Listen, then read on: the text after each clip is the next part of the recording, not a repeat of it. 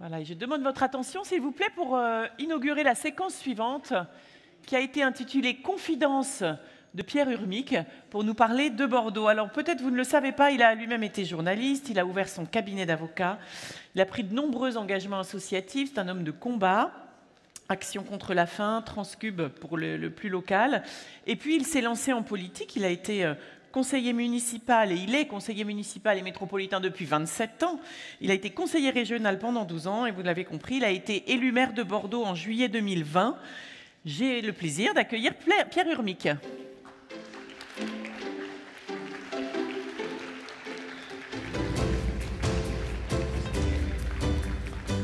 Je vais me mettre ici à côté de vous. Voilà, bienvenue, bienvenue. Alors bien sûr, cette ville, à la fois, vous la façonnez, vous allez la façonner, vous allez continuer à la façonner, et puis elle vous a façonné, bien sûr. Vous avez souhaité qu'on conduise ce temps un peu sur un format tac au tac, on va dire. Alors voilà, savez-vous depuis combien de temps Pierre Urmic est élu maire de Bordeaux, premier mandat? Moi, j'ai compté les jours. 2 ans, 4 mois et 21 jours exactement. Voilà, que vous conduisez cette ville, la politique de cette ville. Alors, toute une histoire, bien sûr, qui a commencé en 1955, puisque vous êtes né à Saint-Palais, n'est-ce pas? Et que votre histoire avec cette ville a, en quelque sorte, puisqu'nous parlons d'identité, façonné aussi votre identité. On va voir comment, avant d'en venir, bien sûr, à votre vision pour aujourd'hui et demain, et influer à votre tour sur l'identité de cette ville elle-même. Alors, je voulais vous proposer de démarrer peut-être avec votre premier souvenir d'enfance à Bordeaux. Et bienvenue. Merci, bonjour mesdames, bonjour messieurs.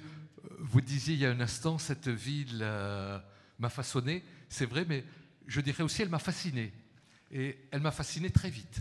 Je ne suis pas bordelais, vous l'avez indiqué, je suis natif de Saint-Palais au cœur du Pays Basque. Et je suis venu pour la première fois, j'ai pu reconstituer un peu les événements. Je suis venu pour la première fois à Bordeaux, j'avais 6 ans. J'avais 6 ans et mes parents amenaient la famille dans la berline familiale.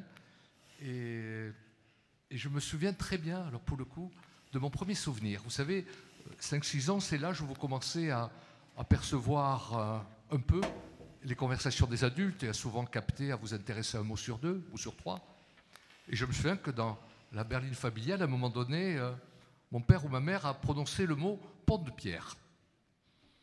On venait d'arriver à Bordeaux. Et c'est curieux, assez curieusement, pont de pierre, vous savez, quand on est petit, on est peut-être un peu narcissique. J'ai pensé à quoi? J'ai pensé que c'était un pont qui portait mon nom. Ça, c'était prémonitoire. Je me suis dit, c'est fabuleux, j'ai reçu le film avec un nom qui porte mon nom. Donc, puis j'ai observé l'ouvrage. Avant même de devenir maire de Bordeaux, vous aviez déjà votre pont, finalement. Je ne me doutais pas que quelques années plus tard, j'allais fêter avec les Bordelaises et les Bordelais le 200e anniversaire de la construction du pont de pierre. Mais donc voilà ce premier souvenir. Mais ça m'a tellement marqué que je peux vous dire, les premières années où j'arrivais à Bordeaux, le pont de pierre, j'avais tendance à l'écrire en mettant un P majuscule à pierre. Ce n'est pas du tout l'orthographe, c'est pont de pierre, c'est pont en pierre, donc il n'y a pas du tout de majuscule à pierre. Mais vous voyez, comme j'avais été marqué par ce souvenir, pas ce souvenir d'enfant, donc mon premier souvenir à Bordeaux, c'est la découverte d'un pont dit de pierre. Pouvez-vous nous parler maintenant des rues de Bordeaux, peut-être des rues et même de ces places? Voilà, est-ce qu'il y a des rues particulières qui vous touchent? Alors, quand on est le maire de tous les quartiers. J'affectionne mon quartier, j'y habite depuis que je suis bordelais, donc je suis venu à Bordeaux moi, pour faire mes études supérieures, études de droit, études d'avocat et Sciences Po, et j'ai toujours habité le même quartier. Pas la même rue, mais tout à côté. Toujours c'est le quartier Victoire-Saint-Genès, si vous voulez, quartier qui était autrefois, enfin qui est toujours, mais c'est moi qui suis plus étudiant, donc j'habitais déjà en étant étudiant, donc j'affectionnais ce quartier, et plus tard j'ai décidé de m'y installer en acquérant une maison dans ce quartier que j'aime beaucoup. Mais quand vous êtes maire, vous n'êtes pas le maire de quartier, il faut être le maire de la ville. Et quand vous êtes maire, moi j'ai une devise de la fonction de maire, je pense que beaucoup de mes collègues pourraient partager, qui consiste à dire, moi je suis le maire du quotidien et le maire du lendemain. Quand vous êtes écologiste notamment, vous commencez par le maire du lendemain, vous voulez, pour reprendre votre expression, façonner la ville. Donc ça, c'est le lendemain. De dire que nos villes, telles qu'elles ont été conçues il y a quelques années ou telles qu'elles ont évolué ces dernières années, ne sont plus adaptées au contexte planétaire actuel, ont un urbanisme qui est assez daté. Donc il faut les changer, il faut les façonner à nouveau. Donc c'est ce que j'appelle le maire du lendemain. Mais le maire du quotidien, c'est quoi le maire du quotidien? C'est le maire qui est tous les jours présent dans sa ville. Moi, j'ai peut-être une particularité. Bon, je cumule aucun mandat, je suis maire à plein temps. J'ai dû renoncer à l'exercice de ma profession, contrairement à ce que j'espérais, pour être entièrement consacré à la gestion des affaires municipales. Mais je suis maire, quand je dis du quotidien, je suis maire, peut-être pas 365 jours par an, mais pas loin. Je n'ai pas de résidence secondaire, je suis à Bordeaux tous les week-ends, tous les dimanches. J'ai pour habitude au marché des Capucins. Je ne suis pas fan des vacances, donc je suis là très souvent, pardon. Au marché des Capucins, alors, en haut de la rue, ceux qui veulent en vous m'interrogez profiter. sur les rues, mais je vais moi, vous répondre aussi sur les marchés, et notamment, je suis très attaché à ce marché alimentaire qui est un peu l'âme, le grenier de Bordeaux, l'estomac de Bordeaux, pourrait-on dire trivialement, quel marché alimentaire des Capucins, à telle enseigne que je fréquente les Capucins depuis environ... Oui, pratiquement 20 ans, peut-être voire plus. J'y suis tous les dimanches matins. Ça n'a pas empêché, vous savez, quand vous êtes élu, vous êtes souvent facilement critiqué. Je me souviens de la dernière campagne électorale, j'étais, comme tous les dimanches matins, marché des Capucins, et à ce moment-là, une dame qui m'interpelle avec moi, qui me dit « Ah, ça se voit qu'il y a les élections, on vous voit enfin aux Capucins !» Ah, mais il y avait un commerçant à côté qui dit « Madame, vous tombez mal, hein, monsieur Ami, qu'on le connaît, on le voit tous les dimanches. » Comme quoi, vous savez, parfois il y a des critiques.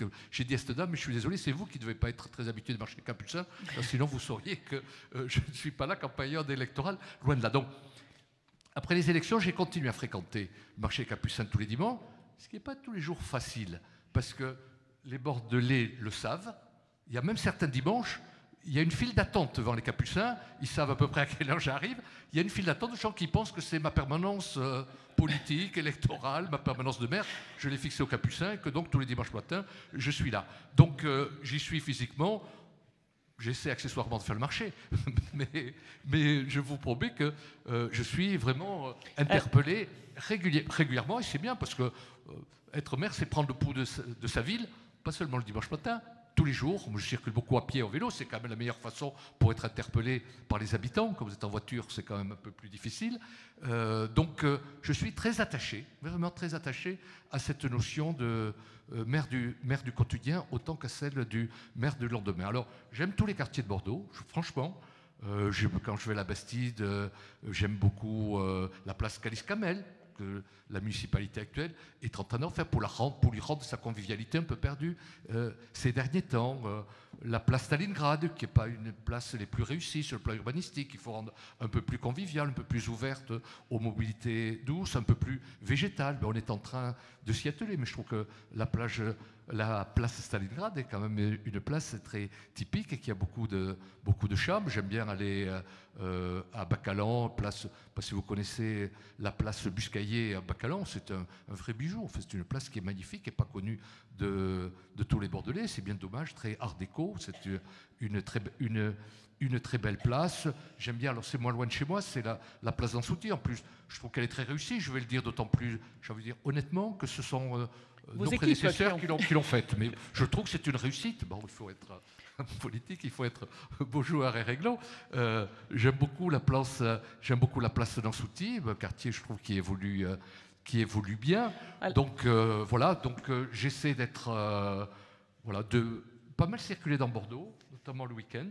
Et voilà, c'est la meilleure façon d'apprécier sa ville. On reviendra sur comment vous avez envie d'initier ou d'installer encore plus de proximité dans la démocratie de la ville, on va le dire comme ça, on verra tout à l'heure. Juste pour terminer sur l'identité de Bordeaux, alors attention parce qu'il n'y a pas que des Bordelais non plus qui nous écoutent, hein. On est écoutés de loin, donc voilà, la place d'Ansouti, tout ça, moi ça me parle. Il y a peut-être des Basques de Saint-Palais. Du Pays Basque, qui sait. En attendant, juste un dernier mot peut-être sur votre lien plus intime avec un élément de Bordeaux qui fait son identité, oui bien sûr, et qui est la Garonne, qui est son fleuve. Voilà. Oui. Alors là aussi, quel lien ou quel souvenir marquant peut-être avec cette Garonne?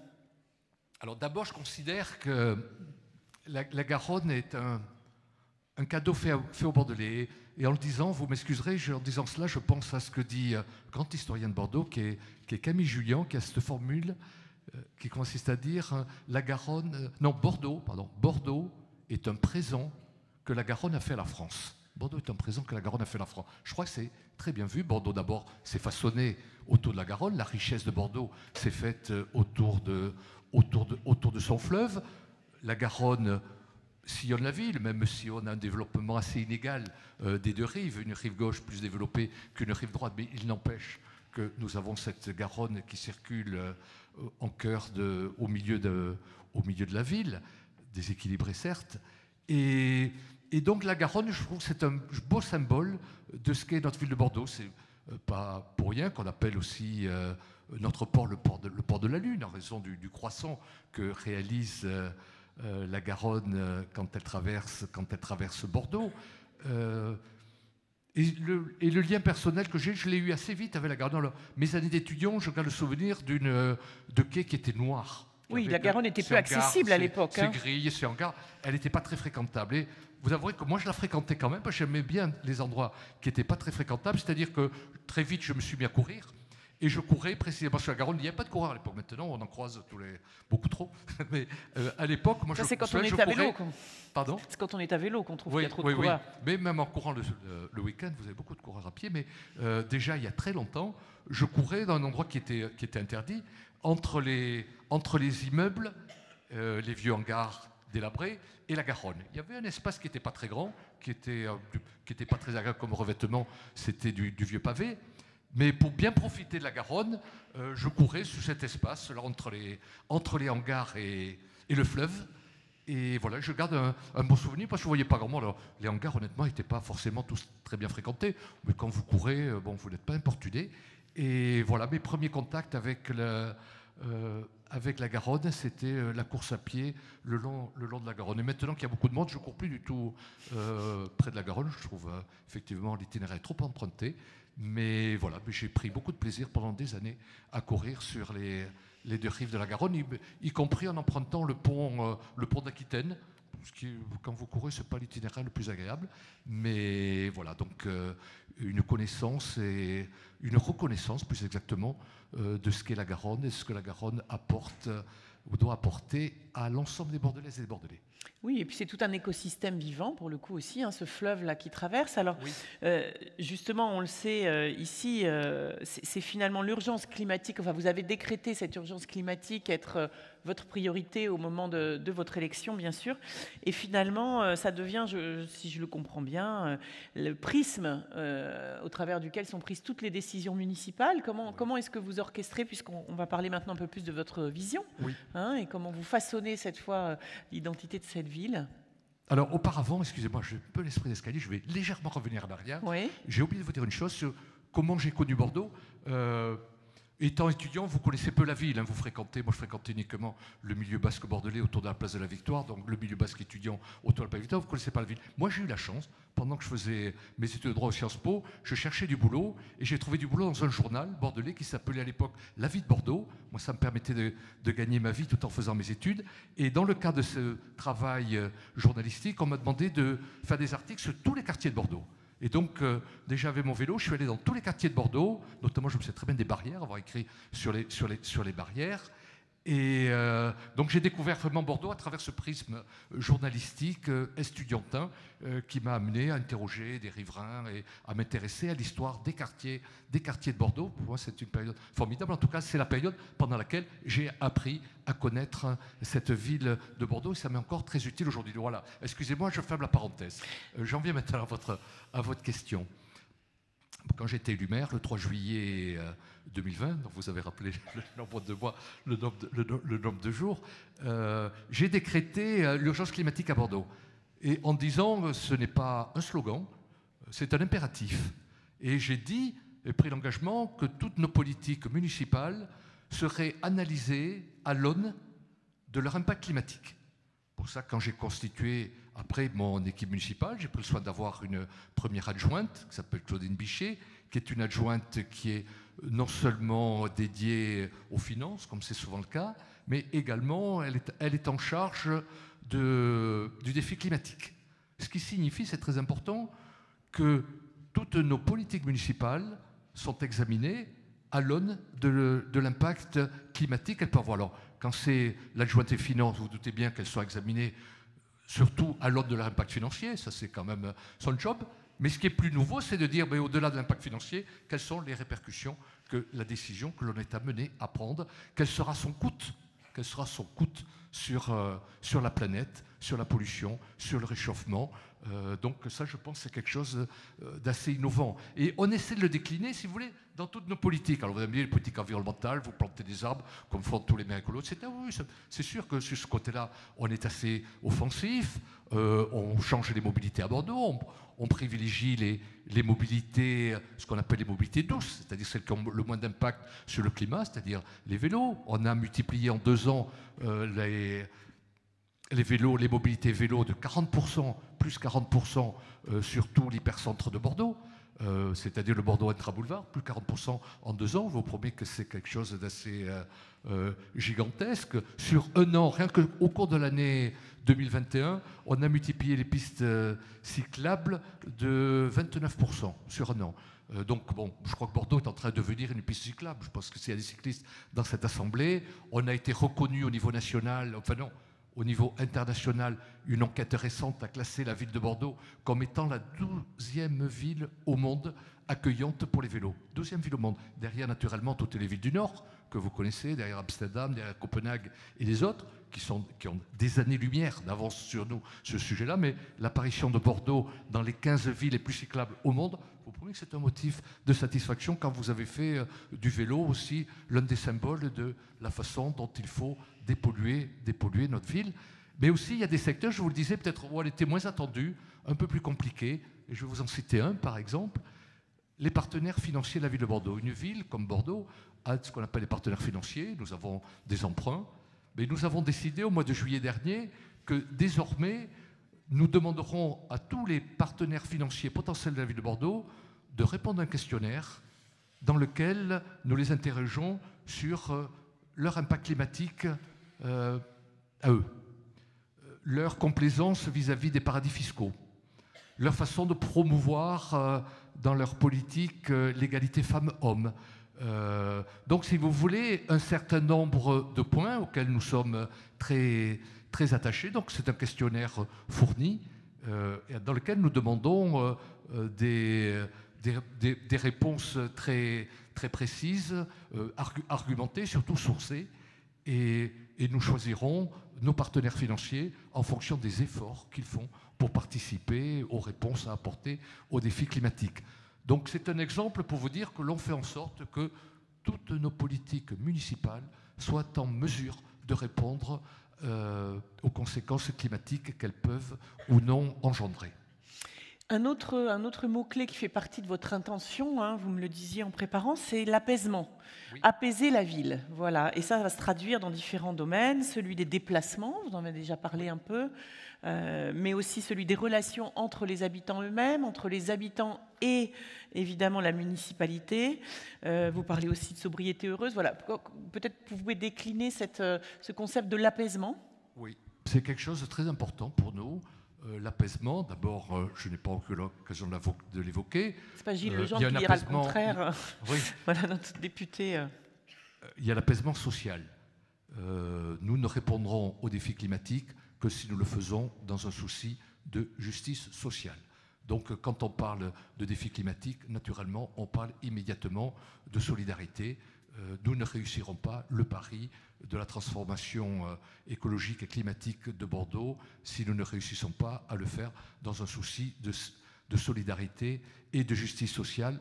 Cela fait partie aussi de l'apaisement. On l'a bien vu, un certain nombre de mesures qui ont pu être prises au niveau national notamment et qui ne correspondent pas à ce souci-là, mais très rapidement, elles sont rejetées, peuvent même susciter des mouvements sociaux d'ampleur. Donc l'acceptabilité de l'écologie, elle passe par l'acceptabilité sociale de l'écologie et donc par ce souci d'apaisement. L'écologie, ce n'est pas l'affaire des bobos.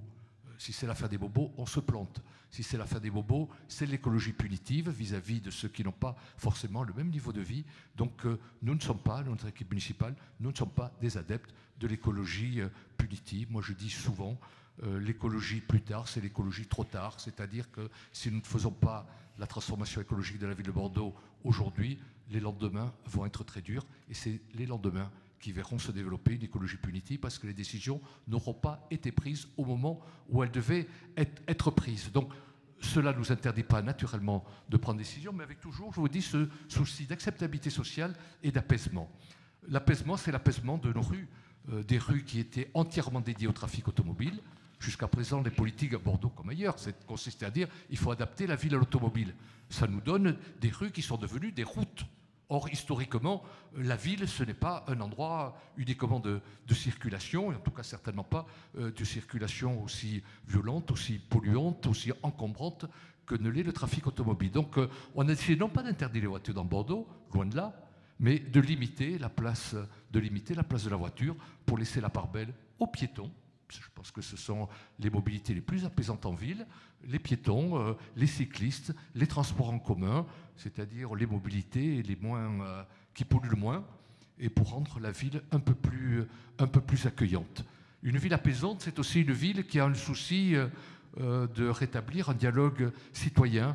On essaie, dans notre programme municipal, nous avions 3 piliers, le climat, la solidarité et la démocratie. Donc on essaie, c'est pas facile, d'établir un dialogue citoyen de qualité, de faire de la concertation et d'associer le plus possible nos concitoyens aux décisions que l'on est amené à prendre. Avec une spécificité, par exemple, quand je vous parlais tout à l'heure de la place du vélo, on a adopté un système qui se fait dans certaines villes, notamment d'Europe du Nord, qu'on appelle les aménagements tactiques. Les aménagements tactiques, ça veut dire quoi? Ça veut dire qu'au lieu de concerter avant, vous concertez après. Par exemple, sur les boulevards, quand on a décidé de dédier une des 2 voies des boulevards au vélo, au lieu de la voiture auquel elle était dédiée auparavant, on l'a fait, je l'avoue franchement, un peu à la hussarde. Moi, ça m'a valu énormément de lettres, de mails, en me disant « mais monsieur le maire, vous êtes fou », etc. Moi, j'avais fait le pari qu'il fallait le faire vite, dès le début du mandat, et j'avais surtout fait le pari que ça marcherait. Pour ça, quand je l'ai fait, j'ai dit, écoutez, on commence, on fait les aménagements à minima, c'est-à-dire on va uniquement peindre la chaussée pour dédier un espace au vélo, la moitié de la chaussée au vélo, mais j'ai pris un engagement vis-à-vis des Bordelais, je dis, si ça ne marche pas, on arrête tout. Si ça ne marche pas, on arrête tout. Je vous aurais entendu, je ne vous ai pas entendu avant, je le reconnais parce que la concertation ça aurait pris des mois, voire des années, puis le lobby automobiliste nous aurait compliqué la tâche. Donc je dis, je le fais, mais je vous promets que si ça ne marche pas, on revient en arrière, on n'a pas engagé de frais dans cette opération. C'est sûr, la première semaine, les cyclistes ne sont pas venus massivement. J'ai reçu des mails, ils disaient, voyez, monsieur le maire, vous êtes trompé, nous on est bloqués dans les bouchons, il y a une piste cyclable à côté, il n'y a pas un vélo. Je dis, attendez. Et très rapidement, les vélos ont envahi les quais. C'est plus 75% de circulation vélo sur les quais de Bordeaux. Plus 75%. Moins 30% de pollution. Donc, si vous voulez, c'est une forme de démocratie qui consiste à dire on aménage à minima, on voit si ça marche. Et si ça ne marche pas, on revient en arrière. Donc, si vous voulez, c'est de l'urbanisme tactile. Et je pense que c'est une bonne solution pour dessiner la ville, que les gens voient de visu à quoi peut ressembler leur quartier demain et les associer aussi à ce type d'aménagement. Peut-être sur l'écologie urbaine aussi, qu'est-ce qui est mis en œuvre? Alors on parle beaucoup d'autonomie alimentaire, hein, notamment en cas de crise, mais est-ce que là aussi il y a des réflexions, des actions qui sont menées? Oui, alors c'est vaste l'écologie urbaine, mais il y a un autre secteur qui concerne tout à fait votre question, c'est le domaine du logement. Notre souci, c'est de loger de plus en plus de Bordelais dans Bordeaux. Moi, ça me chagrine de voir qu'actuellement, l'étalement urbain n'est pas un choix raisonnable, mais c'est un choix qui est parfois imposé. Certains ne peuvent plus se loger dans Bordeaux, donc on a un certain nombre d'outils pour essayer de faire en sorte que le prix de l'immobilier dans Bordeaux baisse plutôt qu'il n'augmente considérablement, comme ça a été le cas ces dernières années. Mais aussi, on s'est rendu compte que la croissance démographique de la ville de Bordeaux, ça avait été surtout une croissance de la bétonisation de la ville. La ville, ces dernières années, a été très bétonnée. Nous, on a décidé de mettre au point un label de construction qu'on a appelé le label du bâtiment frugal bordelais. C'est-à-dire de demander à tous ceux qui construisent, tous les professionnels de la construction, on leur a dit, écoutez, c'est bien, vous construisez à Bordeaux, nous, on veut plus de béton dans Bordeaux. Il y a actuellement d'autres techniques de construction que l'on a déclinées dans ce qu'on appelle notre label du bâtiment frugal bordelais, c'est-à-dire on demande des matériaux biosourcés, géosourcés, des matériaux qui sont issus d'environ 200 km autour de Bordeaux. On demande des immeubles traversants pour des raisons d'aération. On demande également des espaces ouverts dans toutes les constructions. On demande des espaces de pleine terre et de végétalisation imposés pour chaque construction.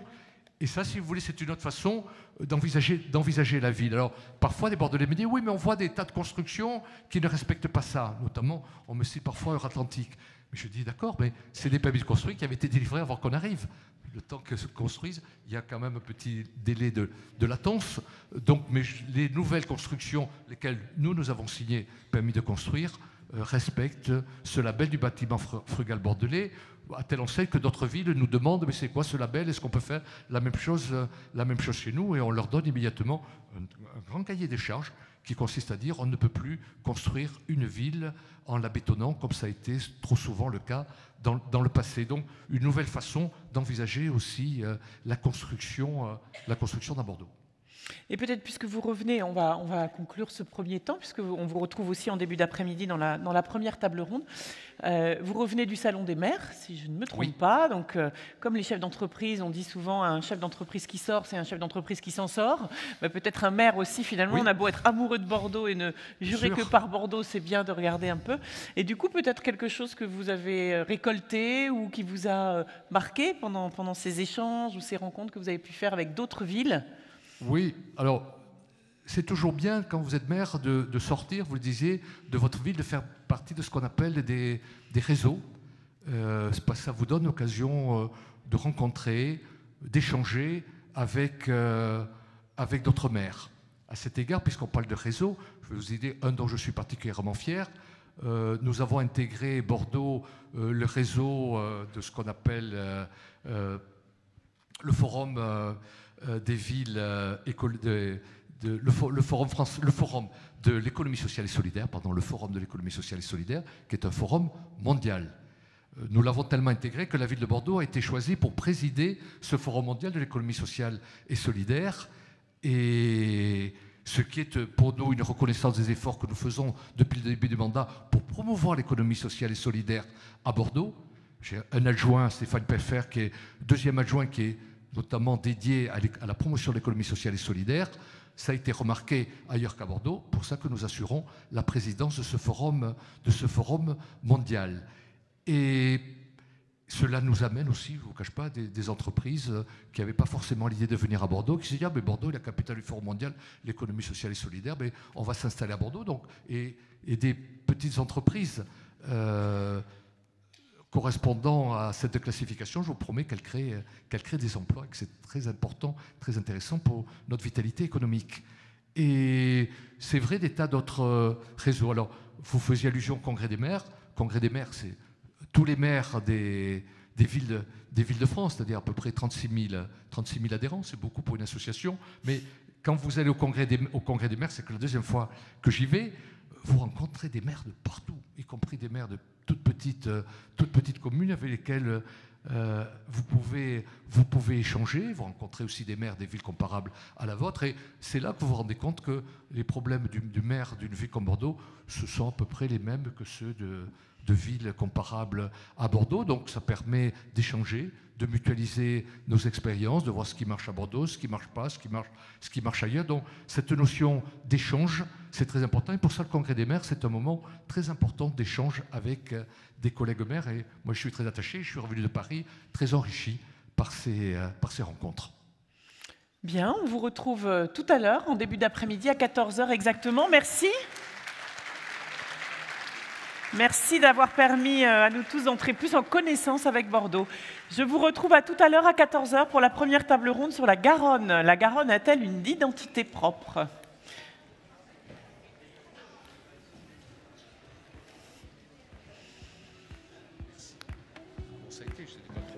Parfait.